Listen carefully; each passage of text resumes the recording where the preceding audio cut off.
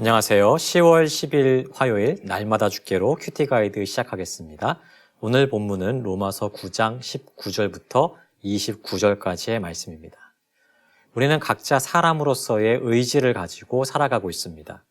내가 무엇인가 하고 싶은 일이 있다면 그것을 그 의지대로 실행하고 이루어가는 것, 이것이 우리가 가진 자유일 것입니다. 만약 다른 누군가의 억압으로 인해서 내 의지대로 하지 못하는 그러한 상황이 찾아오게 된다면 우리는 자유를 잃게 되었다라고 말하면서 불합리함을 주장할 것입니다. 그런데 여러분, 피조물에 불과한 우리도 내 의지대로 선택하며 살아갈 수 있는 권리가 있는데요. 하물며 창조주이신 하나님은 어떨까요?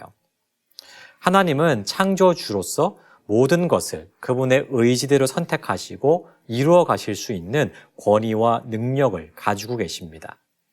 그리고 그 하나님의 선택은 불의하거나 악한 것이 아니라 모든 것이 선하다고 믿는 것, 그것이 곧 우리의 믿음일 것입니다.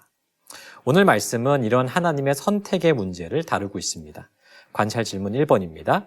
토기장이에게는 어떤 권한이 있습니까? 21절을 보시면 토기장이가 등장하죠. 여기서 토기장이는 곧 하나님을 비유하는 것입니다. 토기장이가 진흙 한 덩어리로 그릇을 만든다고 할 때 자신의 쓸모에 따라서 지을 수 있는 권한이 없겠냐는 것이죠. 마찬가지라는 것입니다. 하나님께서 사람을 창조하실 때 창조주로서 자기 뜻대로 지을 권한이 없겠냐는 것이죠. 이는 곧 누군가는 구원받지 못하지만 누구는 구원받아서 하나님의 백성이 되는 문제로 연결됩니다. 구원의 문제 역시 창조주이신 하나님의 권한이기 때문에 누가 무엇이라 말할 수 없다는 것이죠. 관찰 질문 2번입니다. 긍휼의 그릇에는 누가 해당됩니까? 23절을 보시면 긍휼의 그릇이라는 설명이 등장하죠. 이 긍휼의 그릇은 구원받아서 하나님의 백성이 된 사람들을 비유하는 말입니다. 그렇다면 질문의 내용대로 이 긍휼의 그릇에는 누가 해당되나요? 24절에는 두 부류의 사람이 등장합니다. 바로 유대인과 이방인이죠. 유대인들이 주장했던 것은 무엇이었습니까? 구원받을 수 있는 자격은 오직 자신들밖에 없다라고 주장하지 않았나요? 하지만 오늘 말씀에 의하면 그렇지 않다는 것입니다. 하나님은 예수님을 통해서 유대인들에게뿐만 아니라 이방인 중에서도 구원받는 사람들을 세우셨다는 거예요. 그 조건은 민족적인 혈통이 아니었습니다. 오직 예수님을 믿는 믿음으로만 가능하다는 것이죠. 결국 하나님의 영광의 풍성함을 알고 그것을 찬양하도록 지음받은 것은 예수 그리스도를 믿는 믿음 안에서 구원을 받은 저와 여러분이라는 것입니다. 관찰 질문 3번 보겠습니다. 호세아의 글에 하나님께서 하신 말씀은 무엇입니까?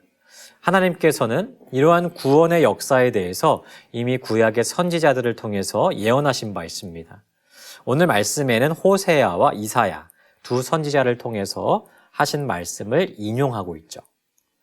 호세아에 어떤 말씀이 인용되어 있습니까?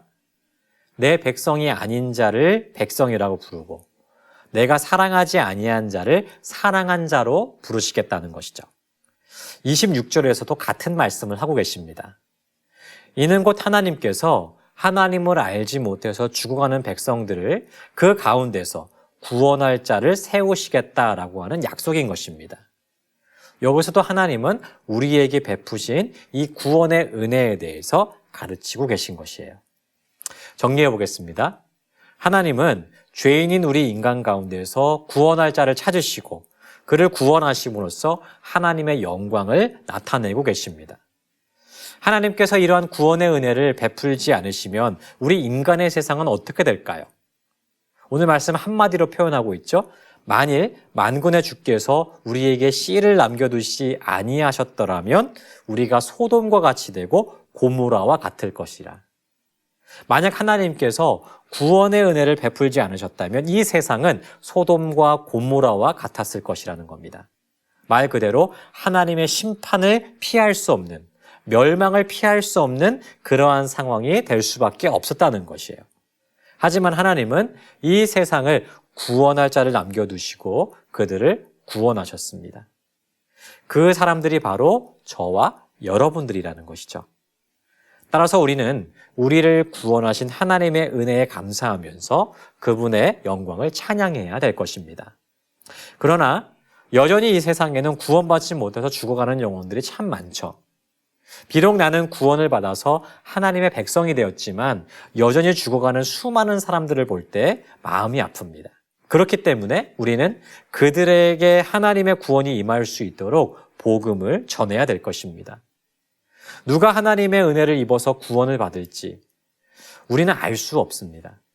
다만 이 사람이 하나님의 선택을 받아서 구원받을 사람이라는 사실을 믿고 한 사람 한 사람에게 믿음으로 복음을 전하는 것입니다. 우리가 이렇게 많은 사람들에게 복음을 전한다면 하나님은 우리를 통해서 많은 영혼이 주께 돌아오는 영혼 추수의 기쁨을 선물해 주실 것입니다.